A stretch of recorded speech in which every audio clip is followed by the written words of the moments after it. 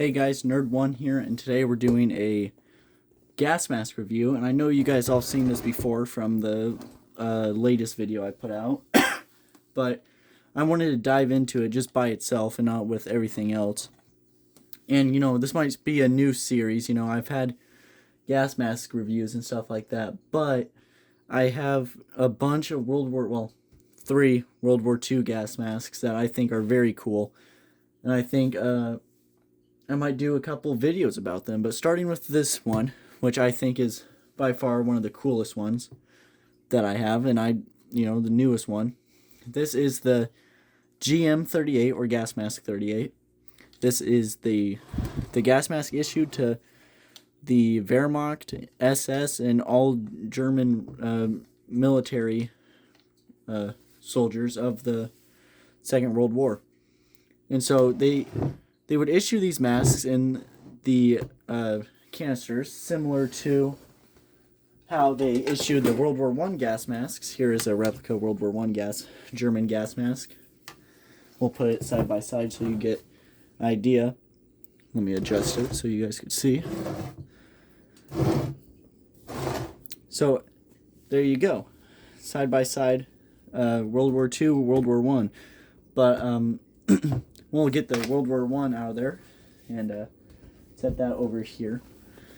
So in the World War II gas mask, in the canister, you'd find the gas mask, and how you open it is you just pull down on this, and there you go. Now it's open. You've got to really pry it off because it's old, and oh geez.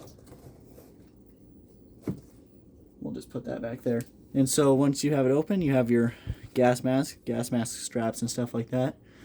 And we'll pull the mask out gently.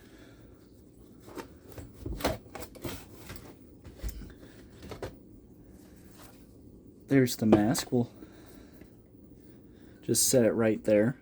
And we'll continue looking in on this canister. So in the canister, you see down there is just like a cloth where you could clean your mask. Up here, right there, you have the rank and the last name of whoever used this. I'm not even going to try to say the last name, but we weren't able to find much about the guy, and that's kind of disappointing because I was really looking hard to figure out if I could find like this guy in this website where you could search for German soldiers who died during World War II, because I'm pretty sure this is a bring back, and the guy it is a bring back. The guy who sold me it said it was a bring back that his dad brought back.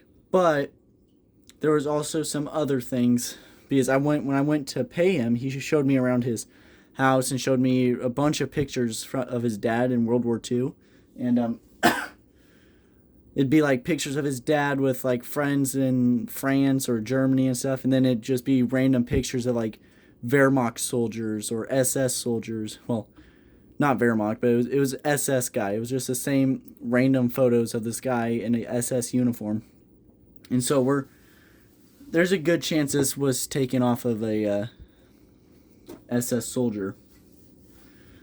But I just wanted to try to figure out who this mask belonged to, and I'm assuming that this is probably the name of the random pictures in that guy's photo album. But before you move on to the gas mask, we're going to continue talking about the canister. So right here, there's a little container, and the World War I gas mask canister has a container thingy on it too.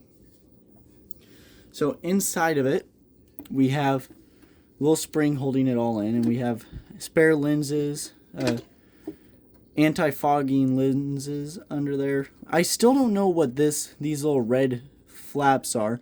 I've been looking online to see if there's anyone who knows, like on Reddit or anywhere really, but all the other gas masks that I see only has the lens and anti-fogging lens. They don't have this little paper piece, which is very interesting. But we'll just close that up. Another interesting thing is there's a little bit of, I don't know if you guys will see it. Oh, hang on, let me get that really close. Don't know if you guys will see it, easy, but there's like a little bit of writing right there, like with a pen. Or marker. I just think that is really, really cool. Just a little personal thing. It's interesting. But anyway, we'll close up the canister and start looking at the mask. Push the canister back. So the mask here, and we'll remove the filter so it makes it a little bit more easier to look inside the mask and doesn't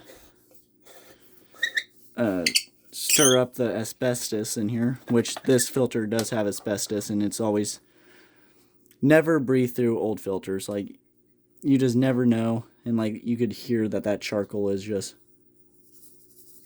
like it is deteriorating. So you have the stamp, Eagle stamp, which is something that they would stamp on everything. This mask, I'm guessing that this stamp right here is probably the date of 1942 because I'm not seeing any other dates on here.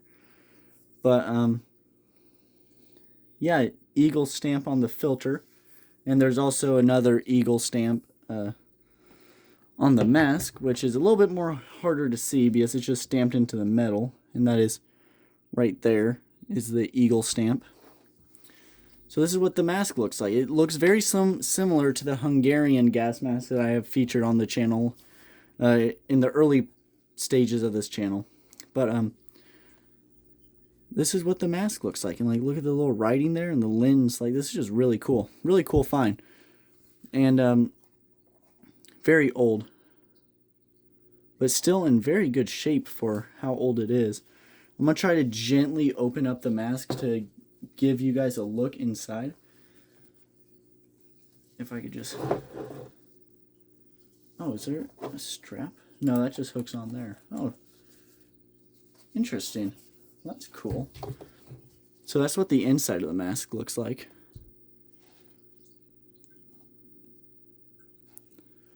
Over down there, well, you have your intake valve and your exhale valve, and you could have I'm gonna try to wrestle these so you guys could get another look inside. Wrestle the straps, and oh dang it! So that's what the inside of the mask looks like. Your intake valve on top, and then your exhale valve on the bottom. And it's a very interesting, like, the mask is very ahead for its time. I'm like, it's just I mean, like, even in World War I, the German masks were ahead of their time because, you know, they were the first masks to have removable filters, and I'll show you guys that here in a second once I get it out of the canister. So this is just a replica, but this is what the M18, GM18 would look like. The gas mask they wore in World War I, and they were the only country to have removable filters on their gas masks.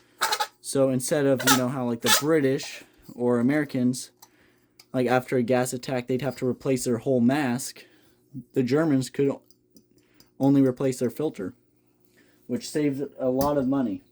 But, you know, not enough. Because, you know, it was every World War the Germans just, rightfully so though. But, yeah, so this is the GM30 gas mask. And, the lens, they come clear, you know, when they were produced and issued. But, you know, just age, like every German gas mask from World War II, the age causes the lens to just go orange. This like eerie orange. And it's kind of cool, actually.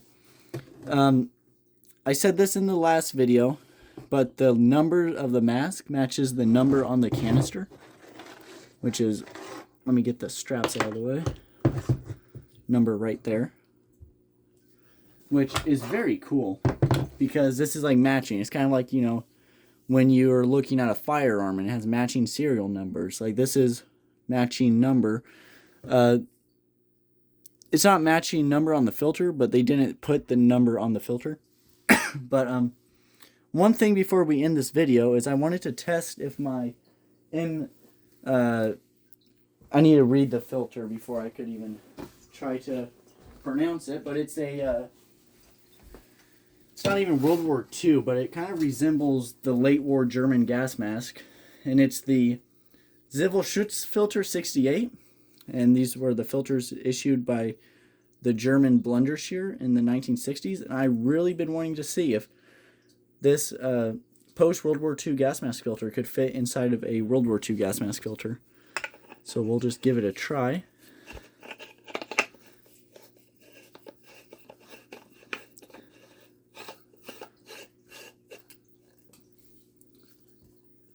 And look at that. I wouldn't put it on to test the seal because, one, I don't know, I'm pretty sure these filters have asbestos, and I just do not want to breathe through a original World War II mask even without the filter on, because that's just asking for trouble. But interesting, so the filter does fit on this mask.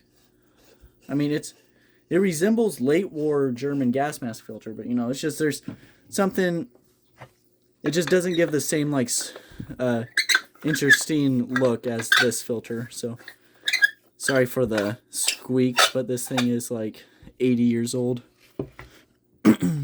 But yeah, so that is the GM30 gas mask. This was early war gas mask, hence the name GM30, which 30 being 1930.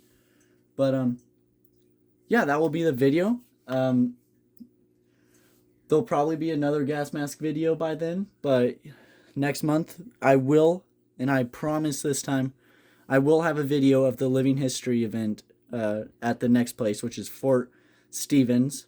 And if you live in the area there, feel free to stop by, look around, ask questions. Like, it's going to be a big event, and I recommend you guys coming. But anyway, thank you for watching. There'll probably be more of vintage gas masks showing you guys how they work, how they look, and yeah, make sure to like and subscribe, turn on notifications so you don't miss another video, and have a good rest of your guys' day.